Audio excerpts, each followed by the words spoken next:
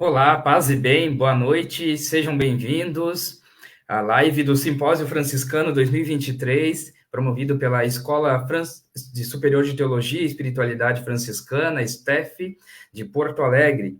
É uma alegria poder recebê-los a cada uma nesse simpósio, que é realizado já tradicionalmente na escola, desde a sua fundação, praticamente, de 1986.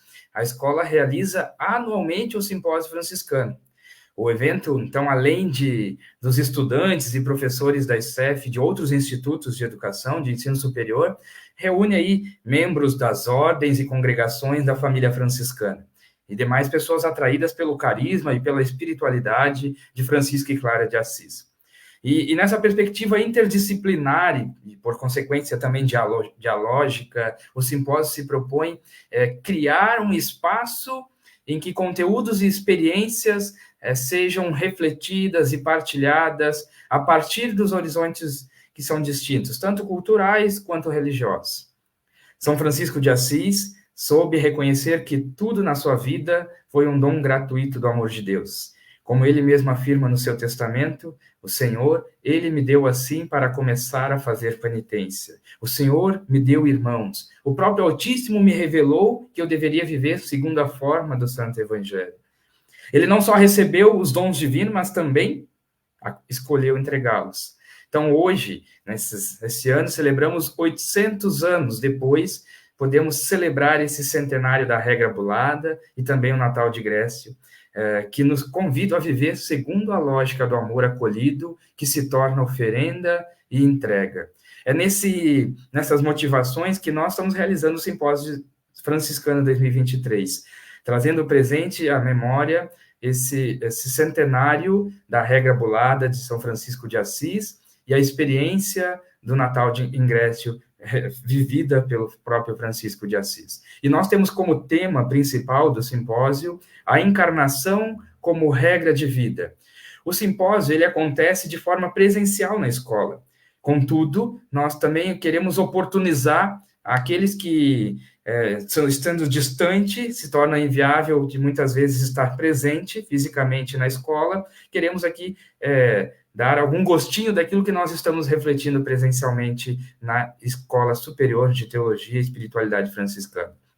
Eu, Frei Dyson, como coordenador do curso de teologia, quero acolher a cada uma aqui nesta live.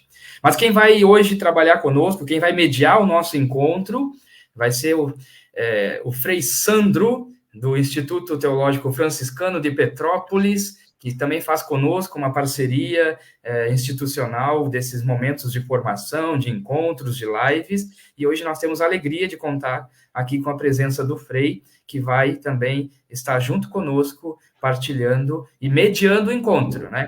Que o assessor é uma outra pessoa aí que daqui a pouco ele vai apresentar para nós. Bem-vindo, Frei Sandro. Obrigado pela sua colaboração e sua presença conosco.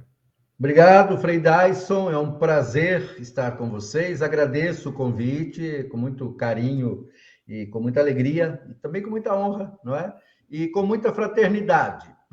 Aceitei porque nós trabalhamos juntos, como você bem frisou, não é? Nós já fizemos alguns encontros, algumas lives, e na medida do possível, o nosso esforço por cada vez mais trabalharmos juntos, ampliando as nossas parcerias, ampliando as possibilidades de transmissão através da rede para atingir o maior número possível de franciscanos e franciscanas nos rincões mais distantes do Brasil. Hoje o nosso tema, então, é o tema do dia, eu diria mais do que do dia, do ano, que é o tema da regra franciscana.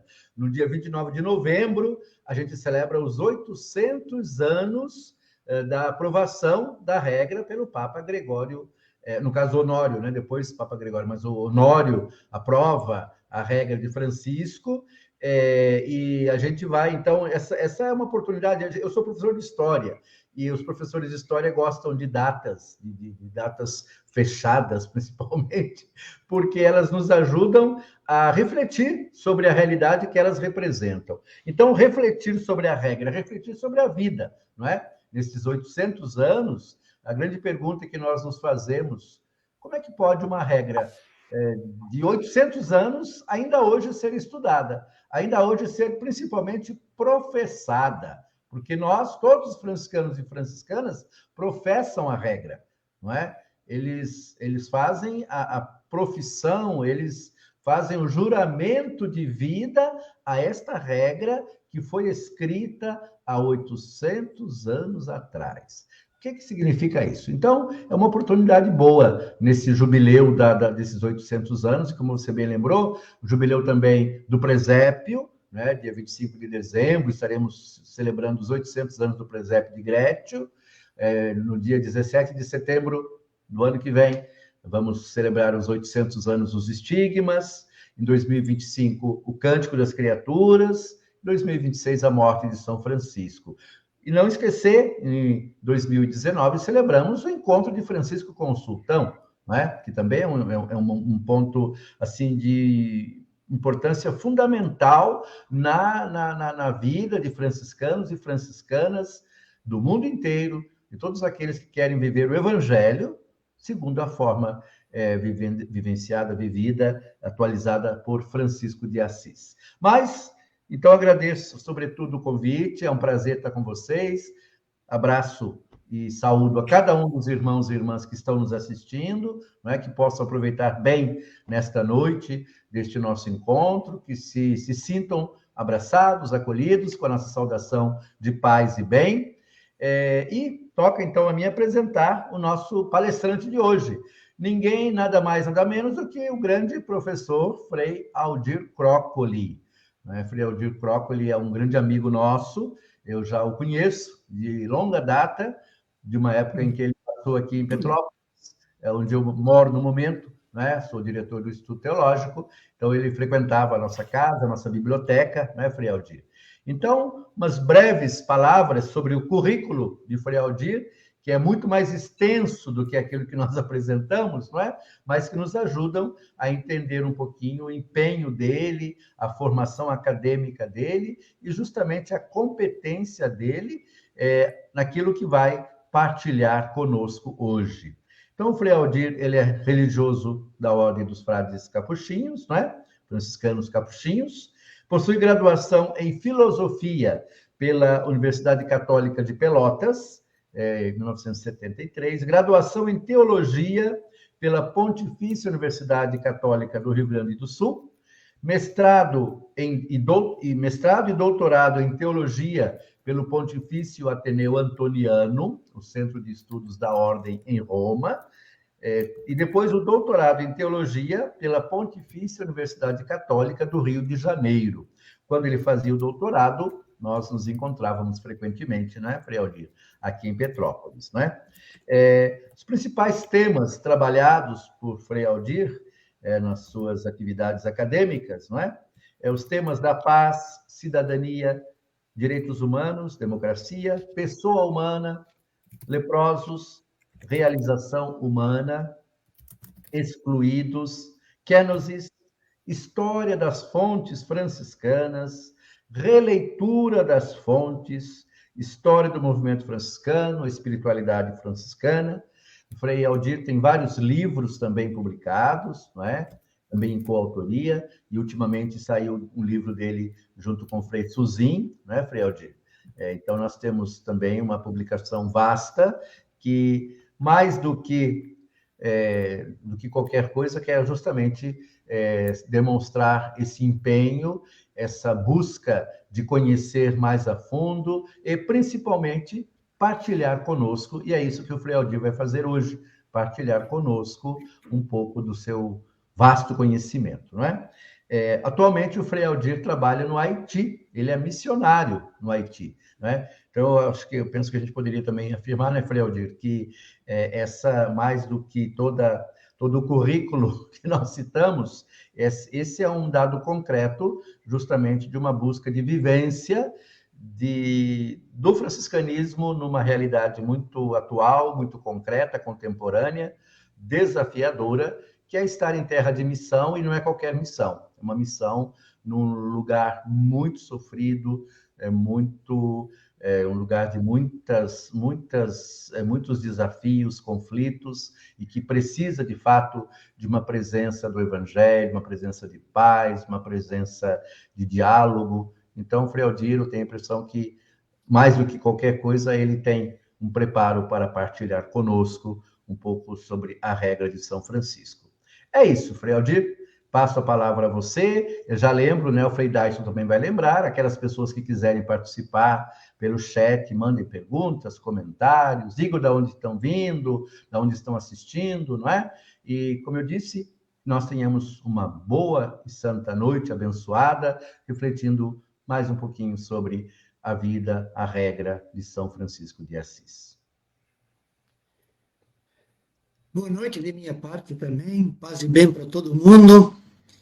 Eu também me sinto muito feliz e até certo ponto honrado, por um lado, por outro lado com um pouquinho de medo, né?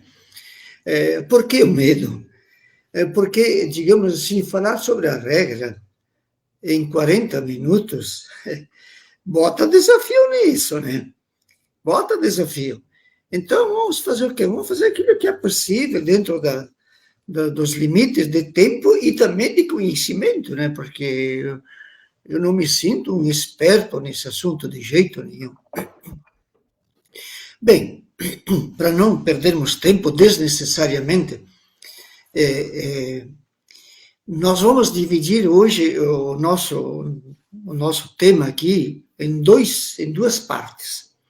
Num primeiro momento, pode passar, Dyson, num primeiro momento nós vamos ver um apanhado histórico, uma síntese histórica, bem superficial, e assim bem transparente, sem contar todas aquelas complicações que teria, né, mas para ser acessível a todos, né? E a segunda parte, nós vamos ver um pouquinho do suco também, né? Vamos tentar beber um pouco dessa substância que Francisco nos quer fornecer através da regra, que é um pouco do seu conteúdo. Então, desculpe que eu estou meio com a garganta trancada. Então, quanto ao primeiro ponto do histórico da regra, deixa eu beber um gole d'água para ver se melhora.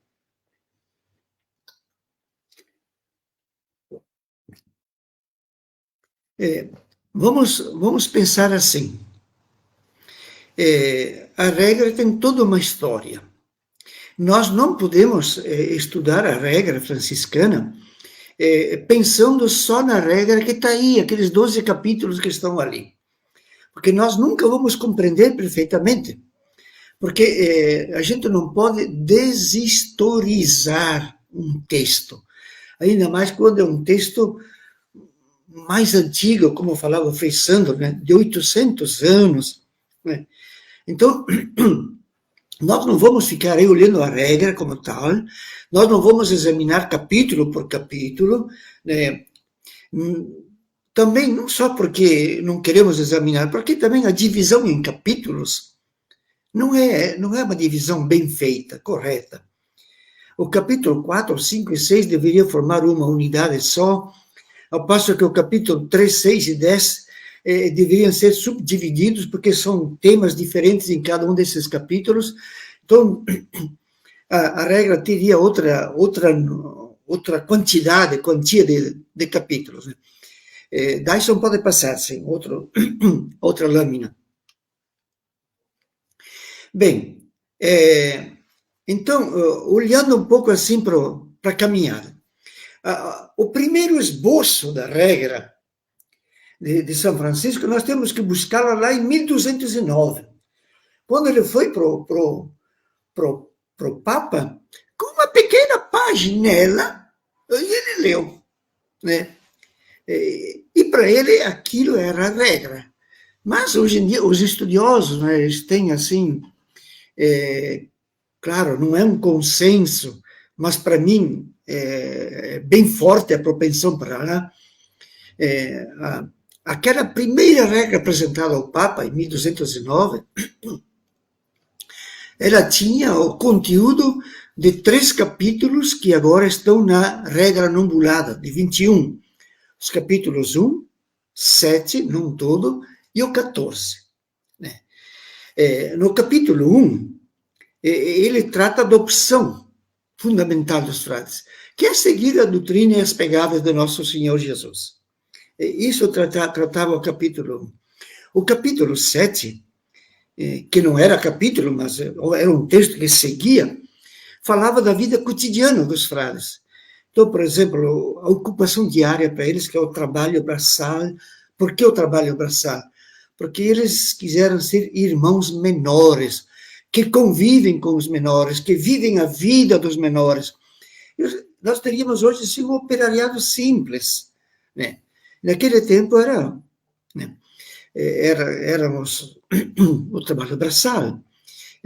Também fala da esmola, fala da relação com o dinheiro, fala da convivência fraterna entre si, da convivência com as pessoas de fora, inclusive com os bandidos, com os assassinos, né?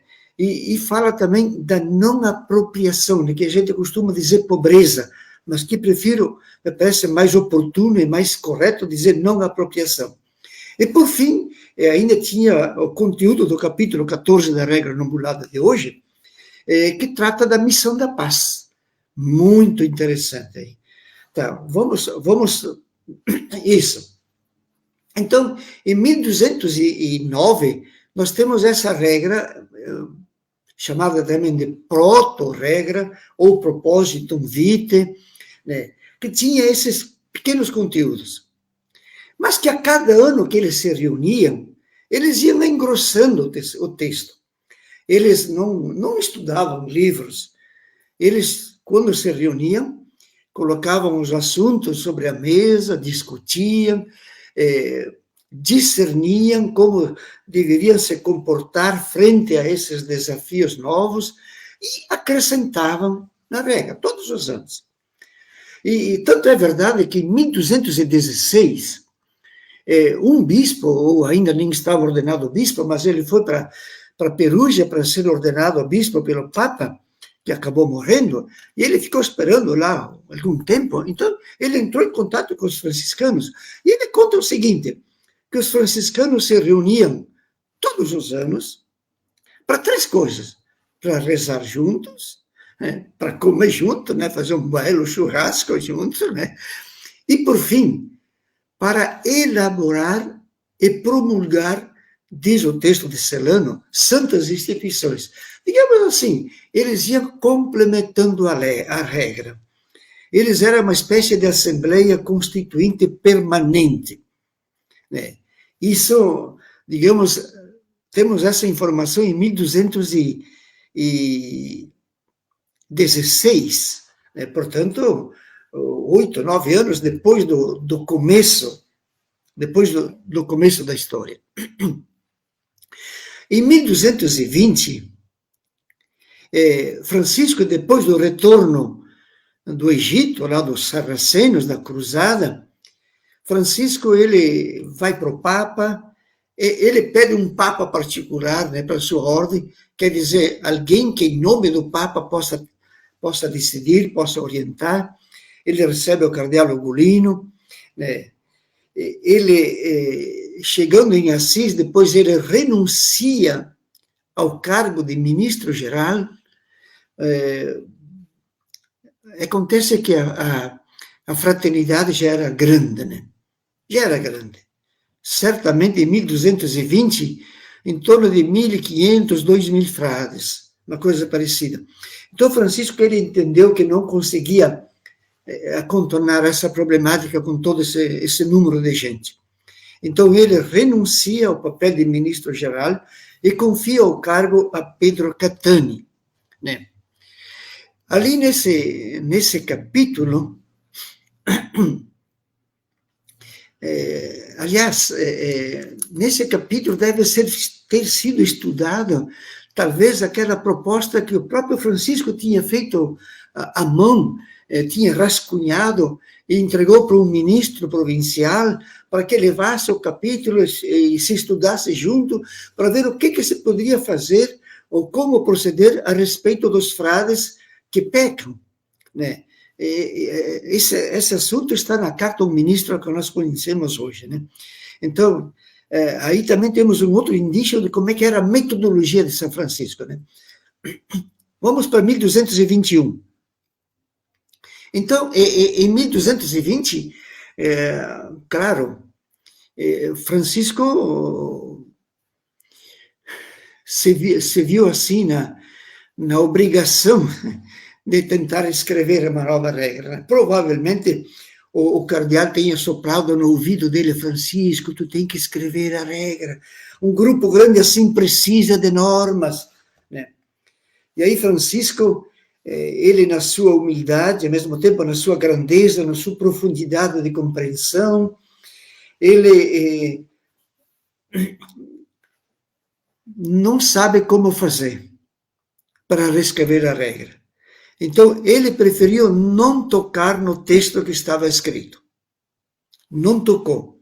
Simplesmente acrescentou outros 3 textos, ou 3 capítulos, o atual capítulo 16, que relata a metodologia de evangelização dos sarracenos, que ele tinha experimentado, ele pessoalmente tinha experimentado.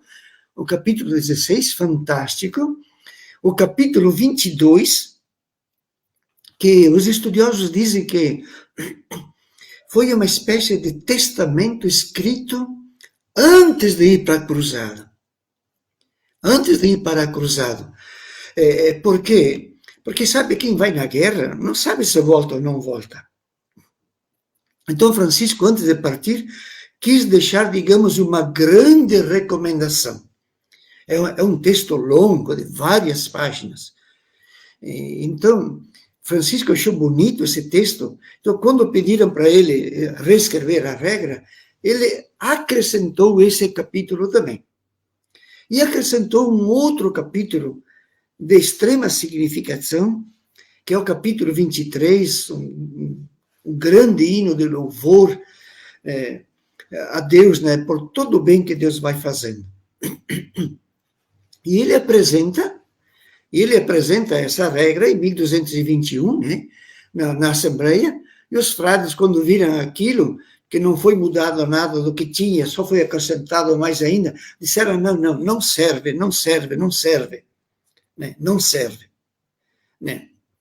E pediram para ele, então, reescrever. Bom, aí, então, Francisco, se não se sentia capaz antes, agora ele se sente na obrigação. Então, ele chama Frei Leão, que era o secretário dele, o confidente também, e chama Frei Bonísio de Bolonha, e eles se retiram lá no Monte Fonte Colombo para reestudar a regra, sintetizá-la. Então, eles começam a fazer o trabalho dele. Ali, aquele fato contado pela compilação de Assis, que diz que um grupo de provinciais foram lá para o Frei Elias, que era o ministro-geral, porque o Frei Pedro Catani, que era ministro-geral, só durou 10 meses e morreu, né? Então, foram falar para o Frei Elias e pediram para que Frei Elias fosse ao Frei Francisco e dizer: não, que não escreva uma regra muito rigorosa. E Frei Elias disse: não, eu não quero issozinho, onde é que se viu? Então, combinaram ir juntos. E aí, quando chegaram lá, o Francisco pediu: o que querem esses frades? E o Frei Elias disse assim: esses frades são ministros que não querem saber que tu escrevas uma regra demais e rigorosa que eles não consigam observá-la. Porque eles não estão dispostos a viver uma regra muito, muito rigorosa. E depois, aí eles se retiraram. E Francisco deu continuidade à redação da regra com os outros 2 companheiros. Quando eles terminaram, eles desceram, foram encontrar o Frei Elias, entregaram o rascunho em mãos. Né? O rascunho em mãos.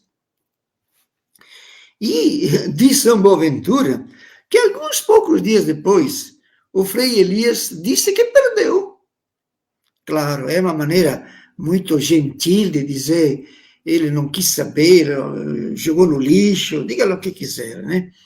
Afinal de contas, não aceitou, né? E aí, porém, deste texto, desta redação, desta elaboração de 1222, nas fontes franciscanas nós temos alguns fragmentos, que é só procurar por esse título mesmo, Fragmento de uma Regra, e aí a gente vai encontrar. Tá bom, vamos dar mais um passo no outro lado. Isso. No ano seguinte, 1223, aí Francisco, de novo, com os mesmos companheiros, ele retocou a regra que ele tinha escrito, que eles não aceitaram, né? Ele fez a redação, ele entregou para o Frei Elias convocou o capítulo examinou, corrigiu algumas coisas, ou bastante coisa, não se sabe, né? Em todo caso, o capítulo interferiu, né? Depois, então, quando o capítulo disse, é isto que nós queremos, entregaram para o cardeal Ugolino, que acompanhava em nome do Papa. E o cardeal Ugolino, ele era um jurista, assim, refinado, então ele retocou especialmente o capítulo 2 e o capítulo 9 também, etc. Então, e aí quando o cardeal Ugolino aprovou, digamos, aceitou, deu para a assessoria do Papa, e o Papa, como disse o Frei Sandro há pouco, né, no dia 29 de novembro de 1223, aprovou com a solet annuere, né?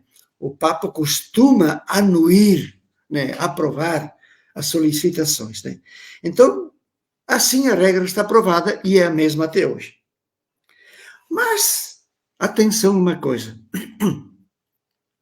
a regra de São Francisco não para aqui, né? Porque ele mesmo, 3 anos depois, escreveu o testamento e ele disse, eu quero que se leia sempre o testamento junto com a regra, né? E até ele disse no versículo 24 que esta não é uma outra regra, né? Não é uma outra regra, de jeito nenhum. Mas assim mesmo, em relação à regra aprovada, Francisco no testamento introduz algumas novidades. Por exemplo, a questão das casas. Na regra dizia, não sejam proprietários de coisa nenhuma. Já no testamento ele diz assim, que as nossas casas sejam conformes à pobreza, né? Quer dizer, há uma mudança substancial ali. Na regra também dizia assim, os freis aos quais deu a graça de trabalhar braçalmente, trabalhem. Os outros podem se ocupar com a pregação, etc. No testamento, não, ele diz assim, não, eu quero que todos os frades, todos trabalhem, e aqueles que não sabem, que aprendam. Então, Francisco faz assim, não para corrigir a regra escrita, mas para lembrar que o trabalho é aquele que nos assemelha aos menores da sociedade. Então, Francisco quer resgatar esse valor que havia ficado na penumbra, né, debaixo do pó. Pode passar. Então, digamos, esse é brevemente, brevissimamente, né, é a história da regra. Vamos agora passar para a segunda parte. Digamos assim, um pouco o conteúdo, ou a dinâmica da regra, que aqui eu acho que é importante, né? E nós vamos abordar aí 5 aspectos. O seguimento de Cristo, a obediência, a pobreza, ou o viver sine proprio, o viver em fraternidade e viver em vista da construção da paz. Vamos agora, então, retomar um por um desses elementos. Comecemos com o seguimento de Cristo. O seguimento de Cristo para Francisco é a opção fundamental, né? Interessante que mesmo na vida religiosa, muitas pessoas dizem, não, eu quero ser irmão para cuidar dos doentes, etc., né? Ou quero ser frei porque quero ser um missionário, ou quero ser um bom pároco, digamos o que quisermos, né? Para São Francisco, a finalidade última e primeira é para seguir Jesus Cristo. E por isso, na regra atual, a palavra evangelho está na primeira frase e está na última frase também, né? A nossa regra é vida, é viver o evangelho, e para que nós possamos viver o evangelho de Jesus Cristo como nós prometemos na regra, né? É o que encerra, como que enclausura, fecha, né? E isto para dizer que para nós franciscanos, a norma máxima, a norma das normas, é o evangelho, né? Não é nem a regra. E para isso, nós temos que fazer um jogo de palavras, e até interessante, né? Nós temos que ser um observador e um observante do evangelho. Porque a gente não pode observar o evangelho no sentido de praticar, se a gente não entende, não vê claro, né? Então a gente tem que, como Francisco diria, ter sempre a mente voltada em Jesus, escutá-lo, observá-lo, ler o seu texto do Evangelho, refletir, ver, comprovar com a prática. A gente tem que fazer todas essas observações, né? Aí, quando a gente tem um monte de detalhes, a gente vai começar a implementar, a se tornar um observante do Evangelho, né? Agora, a regra numbulada, interessante, né? Ela era mais clara ainda, porque ela dizia assim, que a nossa vida, a nossa regra, é seguir Jesus. Tá? E aí dá as 3 condições: a renúncia aos bens, não ter nada, a renúncia a si mesmo, né? A gente se desapropriar de si, e a renúncia ao apoio social, familiar, à fama, etc., né? E aí tem uma 4ª citação, que é para quem faz tudo isso, larga pai e mãe, etc., etc., vai receber 100 vezes mais aqui nesta terra já. Vamos agora passar para outro slide, que eu acho interessante esse aqui também. Claro, quando a gente fala do seguimento de Jesus, a gente tem que parar um pouquinho em cima disso, né? Porque facilmente nós podemos restringir o conteúdo. Então, para a gente se configurar no seguimento de Jesus, Francisco repete essa frase, é como um refrão quase. Ela aparece 6 vezes nos escritos de São Francisco. 6 vezes. Tá. Mas aparece de várias formas e com vários objetivos. Por exemplo, na regra numerada número 1, é aquilo que acabamos de dizer, né? É a opção fundamental. Agora, já na carta a Frei Leão, ele diz assim: Leão, tudo aquilo que te parecer melhor para agradar a Deus e seguir as suas pegadas, faz-o. Quer dizer, o seguimento dos passos é um critério de discernimento. Tudo aquilo que me ajuda, ou me aproxima do que Jesus foi e esse é critério meu, que devo para fazer. Então, isso me ajuda a discernir. Depois temos na regra numbulada, 22.1, e nos fragmentos, que é a mesma citação na prática, né? Ali o seguimento de Cristo é um critério, mas não é mais um critério de discernimento, ver o que eu posso fazer ou não fazer. É dizer, um critério de ver o que eu ainda não fiz. Agora, na regra 22.1, esse seguimento é um critério de verificação, se eu estou sendo fiel ou não. Um olha para frente e o outro olha para trás. Interessante. Depois aparece ainda na segunda carta aos fiéis. Oh, que beleza esse texto! É uma síntese cristológica. Ele diz que o Verbo eterno desceu para o útero de Maria, assumiu a nossa fragilidade, escolheu a pobreza, depois, na agonia do horto, ele pediu que que se fosse possível, afastasse o cálice, mas que se faça a vontade do Pai. E aí ele aceita colocar a vontade dele na vontade do Pai, e a vontade do Pai era que ele se oferecesse no altar da cruz. É um texto profundíssimo e extremamente belo. E aí no versículo 13 diz, tudo isso para que nós possamos seguir as suas pegadas. É espetacular. E por fim, no capítulo, versículo 51 da carta a toda a ordem, ele diz assim, em outros termos mais livres, digamos, que o seguimento de Cristo é obra do Espírito Santo. Ninguém consegue seguir Jesus se não for de fato movido, sustentado, conduzido pela ação do Espírito. Tá bom? Vamos passar para o segundo. O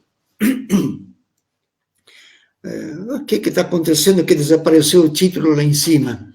Bom, paciência.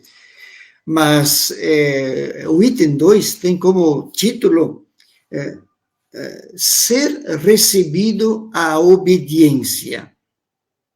Ser recebido à obediência.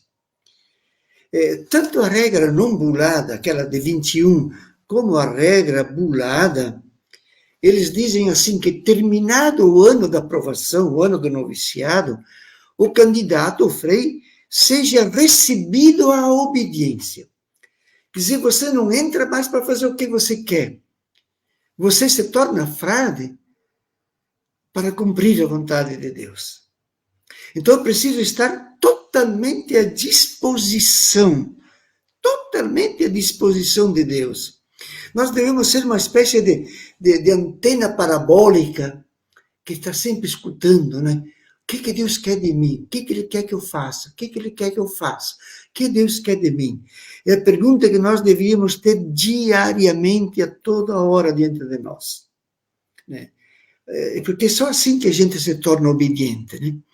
Né?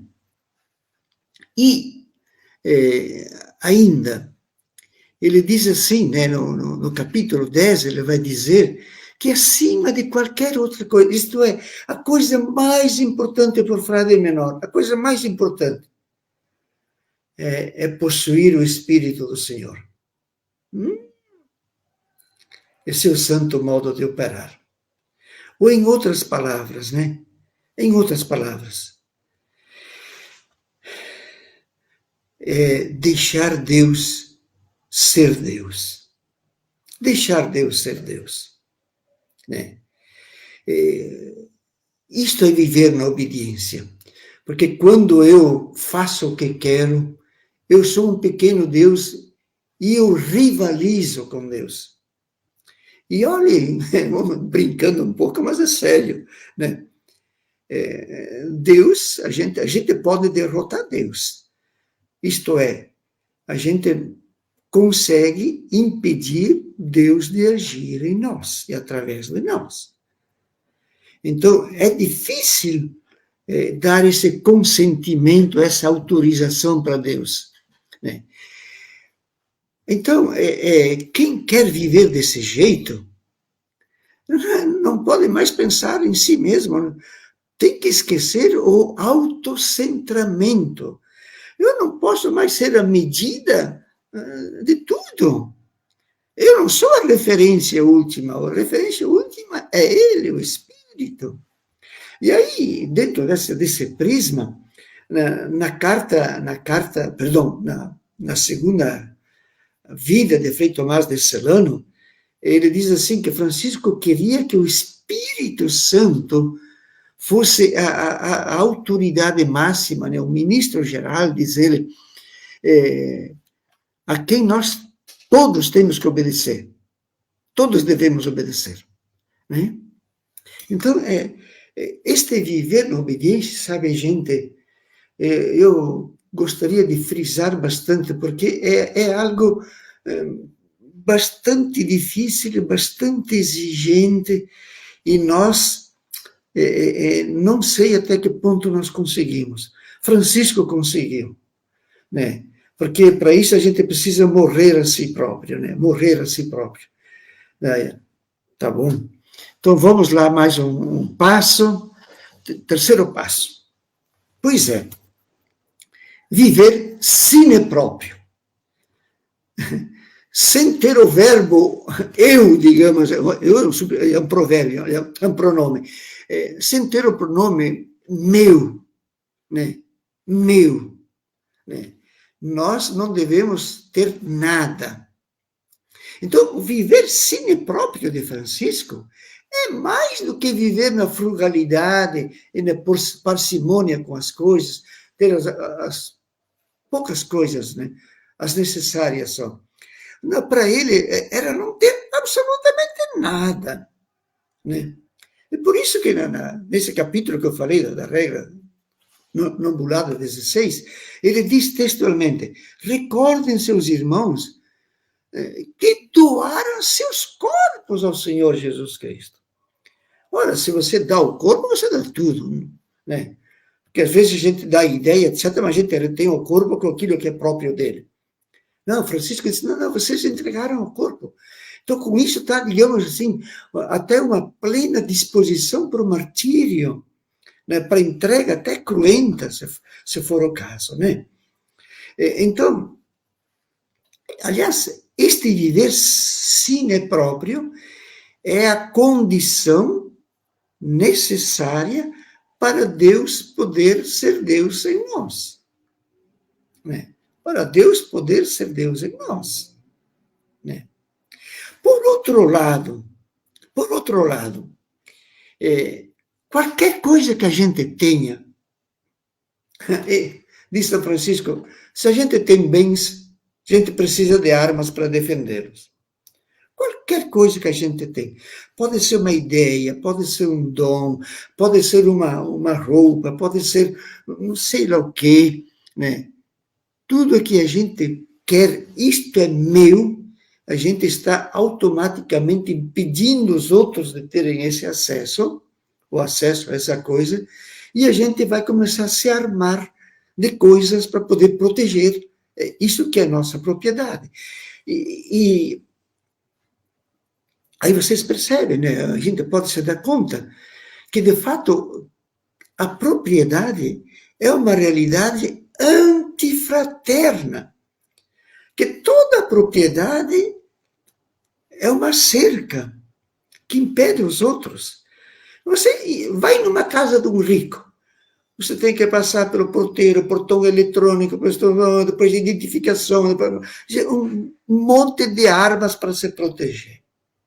O pobre não, tu chega e entra direto na casa, não tem nada que esconder, né? Então, a condição para o mundo atual também é conseguir viver maior paz, é deixar de seguir o dinheiro, que é o símbolo da propriedade, né? Deixar de seguir o dinheiro.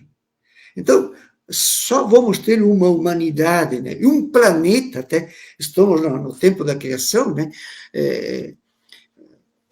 Segundo pediu o Papa Francisco, nós só vamos ter uma fraternidade universal e cósmica quando, claro, viver sem propriedade nenhuma vai ser muito difícil, mas quando ao menos a ganância não for mais aquela que comanda tudo. Vamos para o quarto ponto. Em fraternidade, seguir os passos de Jesus. A fraternidade é uma realidade a ser construída sempre, sempre, sempre. Ela nunca está pronta. E diz um teólogo, a gente não nasce irmão. Irmão a gente se faz, a gente se torna. Talvez por isso que Francisco entendeu que o nome de fratres, irmãos menores, foi uma verdadeira revelação. Isso para ele está claro que foi uma revelação. E é, ao mesmo tempo, um programa de vida, né? Porque a minoridade, a fraternidade tem amplos aspectos, múltiplos aspectos, né? Então, o que é que impede, digamos assim, a fraternidade? É o poder. Então, Francisco tinha um cuidado enorme para com o poder. Ninguém se chama prior. Antes, cada um procura lavar os pés do outro, quer dizer, cada um se colocar abaixo, ser inferior, sentir-se inferior ao outro, né? Quando ele tem que... Porque somos um grupo grande, então precisa quem coordene, etc., né? Mas ele nunca fala em superior, nunca fala em prior, nunca fala em chefe, de sempre o servo dos outros, né? Além disso, além de evitar o poder, para a gente ser um verdadeiro irmão, a gente precisa partilhar, né, a nossa vida, nossos problemas, as nossas alegrias.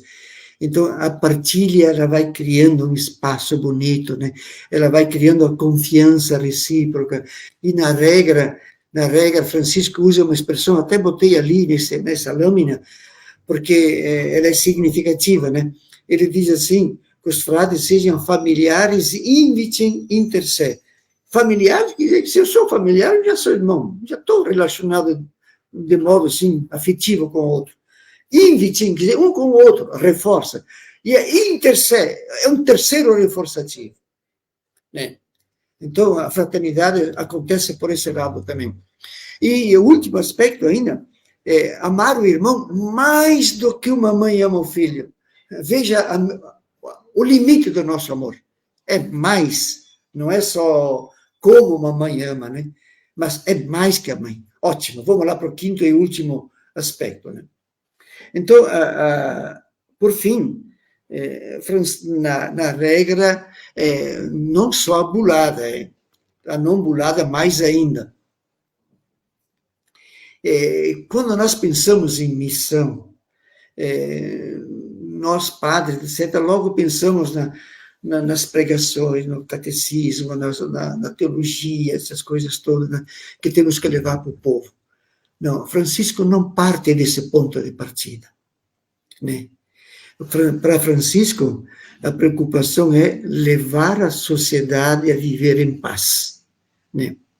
Então, você não faz isso de cima para baixo, mas faz colocando-se no meio.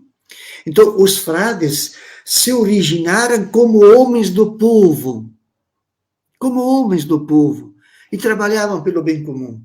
Mas depois, diz um estudioso, que de homens do povo passaram a homens para o povo. É uma posição totalmente diferente. E é nesse sentido de se tornar igual, é que no Testamento ele recupera o valor do trabalho braçal, né? Também para combater o clericalismo, que quando Francisco estava para morrer, o clericalismo já estava numa tendência muito forte, se acentuando, e claro, a clericalização é uma forma de ter poder. Então, quando você passa para o lado do clero, você já não está mais no nível do pessoal, você está um nível acima. Então, nunca você vai criar paz sem ter a mesa redonda, né? E a centralidade da paz, a nossa preocupação fundamental, como missão, aliás, é a paz, é a construção da paz. E é muito interessante, né? Que não temos tempo, que o tempo já esgotou, mas no capítulo 14 da regra não bulada, Francisco chega a utilizar, se valer dos ditos da não violência para ajudar os frades a entender como eles deveriam construir a paz. Isso é uma coisa inédita. Por fim, a paz era explicitada em forma de saudação, em forma de objetivo, né? Em forma de memória de como eles procediam no início. A paz era uma realidade assim onipresente, podemos dizer. Até Celano mesmo diz que muitos, para seguir a paz, seguiam São Francisco, ou seguiam São Francisco para seguir a paz. E, claro, os pré-requisitos para a paz são a expropriação, o não poder e a não violência. Ótimo. Acho que nós encerramos, né, Dyson? Vê a última lâmina, né? Tá bom. Então, rápido, só nem precisaria ler, né? A dinâmica existencial, acima de tudo, possuir o espírito, esse é o coração da regra. Rezar sempre, ter humildade e paciência na perseguição e amar aqueles que nos perseguem. Esses 4 elementos configuram o jeito de ser de Jesus Cristo. Muito bem. Desculpe o atropelamento.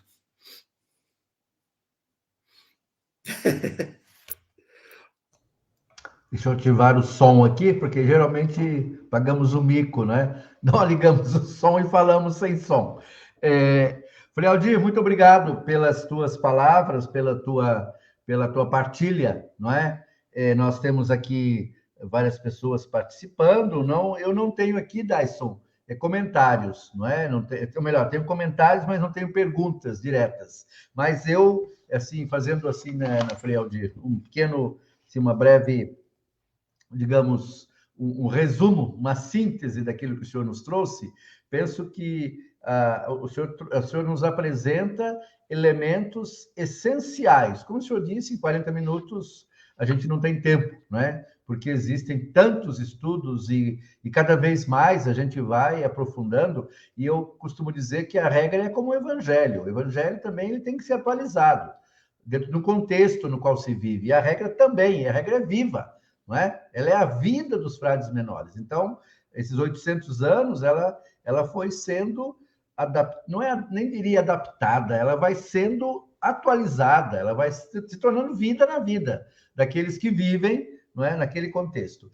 Então, o senhor conseguiu trazer, assim, eu acho que vários dados muito interessantes sobre a regra, esse histórico, não é, essa síntese histórica, achei bem interessante, mas especialmente esses pontos essenciais ali, como o segmento de Jesus, é o básico, não é? Para Francisco, regra, vida. Tanto que, em vários momentos ali, para ele nem existe a palavra regra, não é? Para Francisco é vida, acabou, não é? Nós hoje, quando a gente fala de regra, a gente fica um pouco mais ligado quase que ao jurídico, né? Uma regra é uma instituição, uma regra é uma determinação jurídica que nos coloca dentro de um quadrado, digamos assim, não é? Para Francisco não é isso. Francisco, ele, como foi bem explicado também, ele quase diríamos, ele foi obrigado a colocar por escrito aquilo que era a sua vida, porque o grupo cresceu demais, né? E o cardeal Golino, muito sabiamente, é muito interessante que o Raul Mancelli tem uma obra sobre a amizade entre o Golino e Francisco, não é? O homem do espírito e o homem da lei. O Golino vai ser o Papa depois, não é?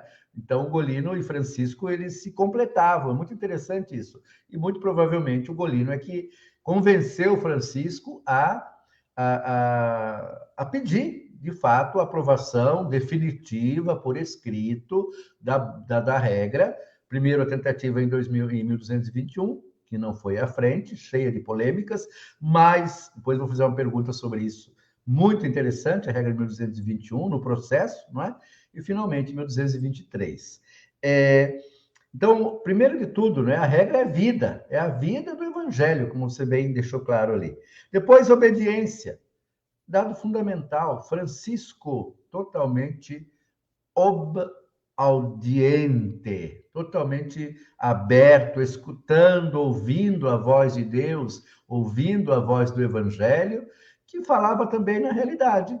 Falou no crucifixo de São Damião, falou no caminho para as cruzadas, naquele sonho, né, de Spoleto, falou no leproso, não é? Falou através dos irmãos. Então, Francisco, sempre essa abertura, isso eu acho que é um dado fundamental, que você destaca bem, não é? A regra, ela nos coloca dentro de uma abertura de vida a tantas possibilidades que nos são propostas pelo Evangelho. Morrer ao nosso próprio eu. Vivemos num mundo extremamente autorreferencial, né?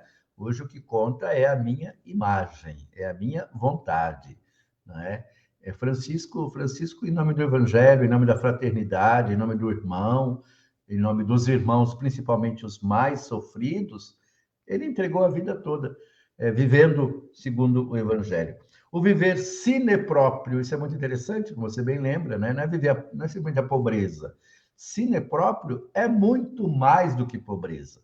Justamente porque também hoje nós vivemos muito no próprio, não é? Muito no meu. A referência sou eu, é o eu.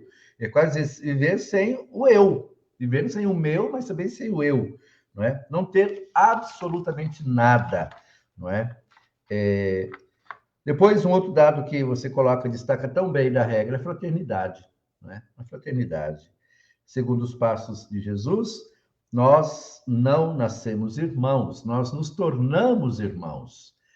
Esse é um esforço cotidiano de franciscanos e franciscanas, não é? A cada dia fazer este esforço em função da fraternidade e, como você bem lembra, o grande desafio é o poder, não é? O grande desafio é o poder.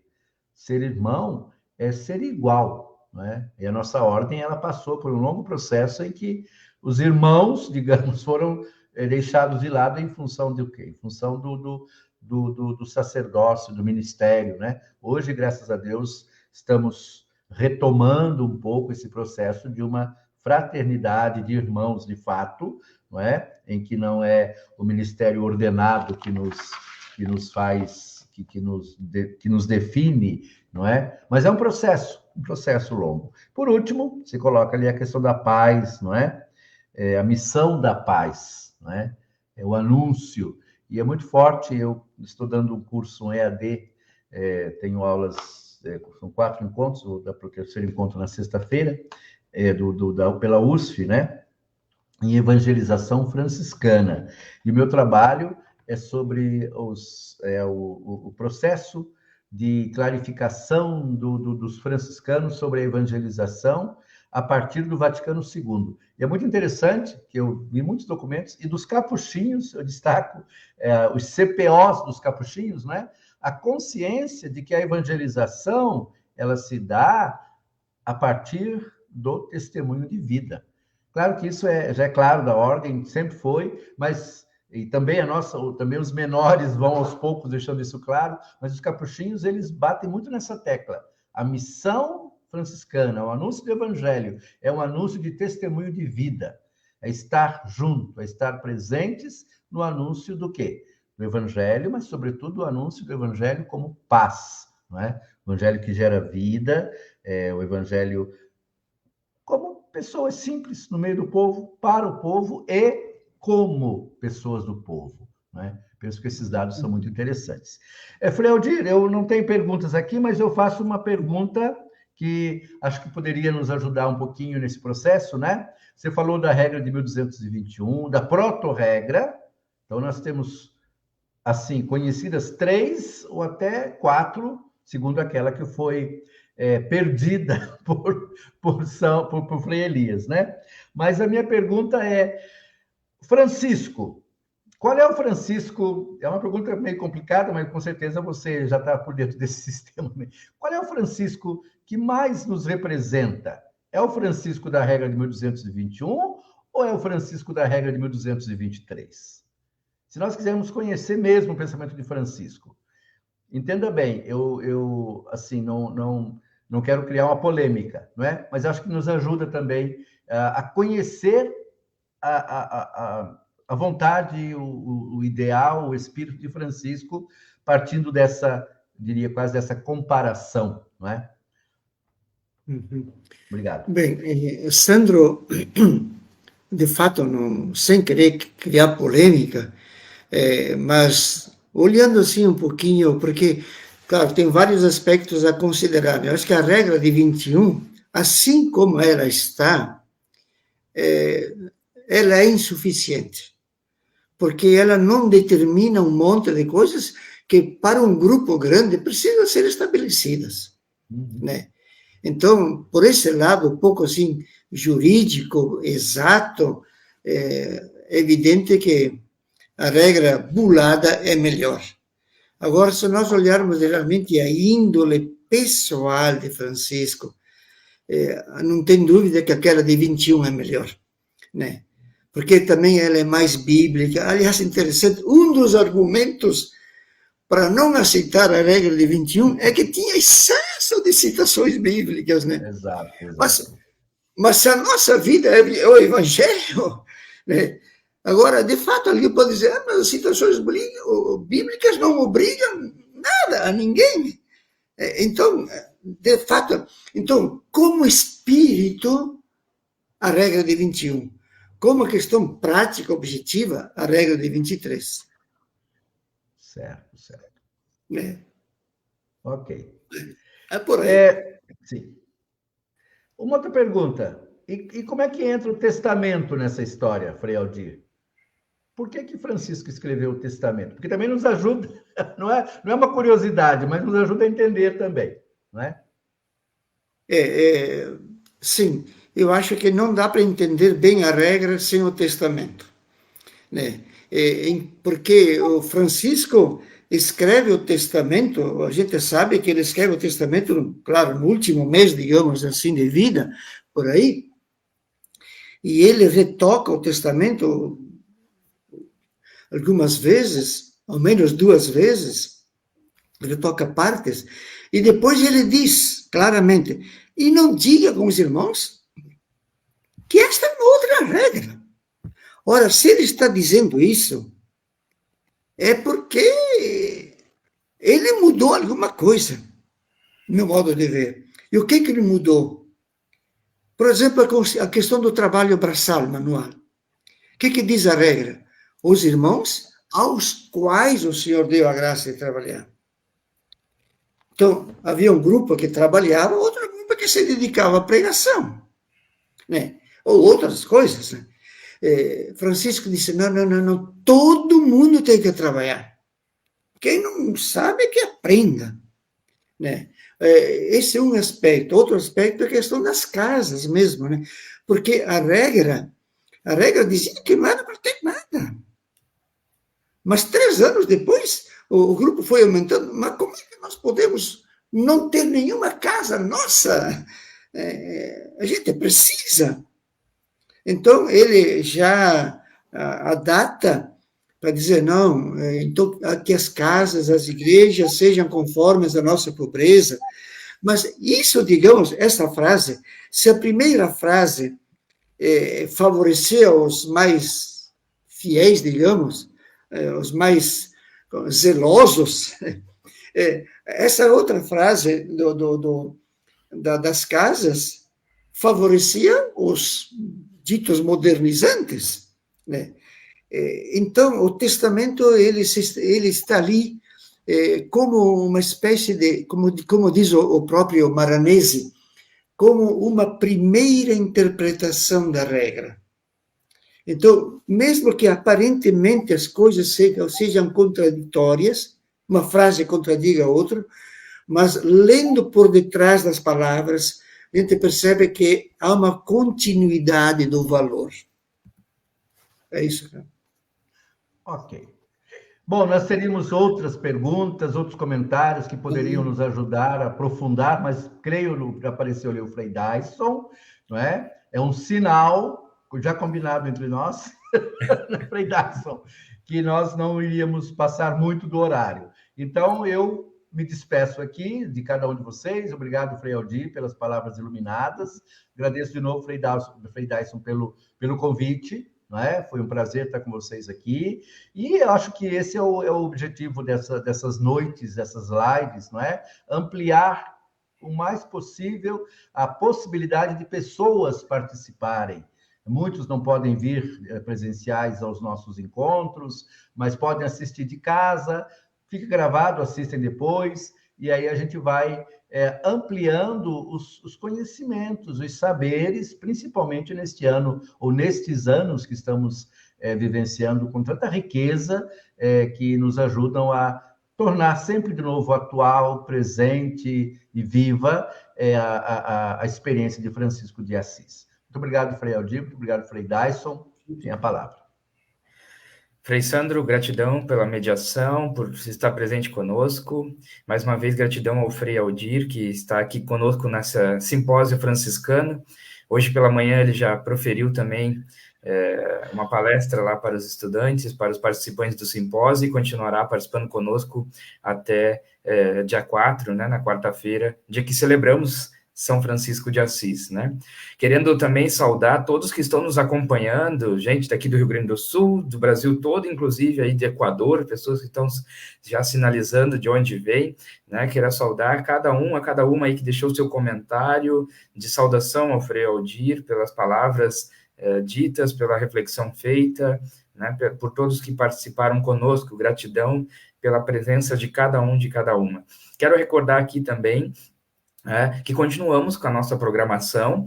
Nós temos aí a programação presencial, e amanhã na STF vamos ter, então, a presença do Frei Luiz Carlos Suzin, que vai estar trabalhando também, dando a continuidade da reflexão da regra, tendo como título Evangelho, Regra e Vida de Francisco de Assis na perspectiva antropológica. Então, o Frei Luiz Carlos Suzin vai estar aí contribuindo conosco. E também estará conosco, contribuindo com o momento de formação, de reflexão presencial, a irmã Salete Dalmago, que também sinalizou, marcou presença conosco aqui na live, falando então da encarnação, né? Estamos aí vivenciando o Natal de Grécio. A irmã Salete, então, vai estar trabalhando conosco a encarnação na história franciscana, na perspectiva de São Boaventura, né? Que aí também é a linha de pesquisa e de trabalho que ela vem desenvolvendo. E à noite teremos mais uma live, né? Teremos mais uma live que será com a irmã Vânia, que vai dar continuidade dessa reflexão da encarnação, né? A encarnação no olhar franciscano, né? Vivenciar e alimentar essa espiritualidade muito forte e profunda dentro do franciscanismo, que é a vivência da encarnação. Frei Sandro, mais uma vez, gratidão por essa parceria com o Instituto Teológico Franciscano de Petrópolis. É uma alegria sempre grande poder partilharmos essas experiências e compartilharmos os nossos carismas aí dentro desses nossos espaços acadêmicos. Então, gratidão. Frei Aldir, continuamos com o nosso simpósio, mas mais uma vez, obrigado e pelas suas colocações, como um dos comentários aqui dito, quando o Frei Aldir fala em franciscanismo, fala com autoridade, né? Temos o prazer e a alegria de escutá-lo partilhando as suas experiências a partir daí. Então, obrigado a todos e a todas que participaram. Nos encontramos amanhã, quem não pode, presencialmente na live, às 20 horas, aqui na página do Facebook da STF. Paz e bem. Paz e bem. Tchau.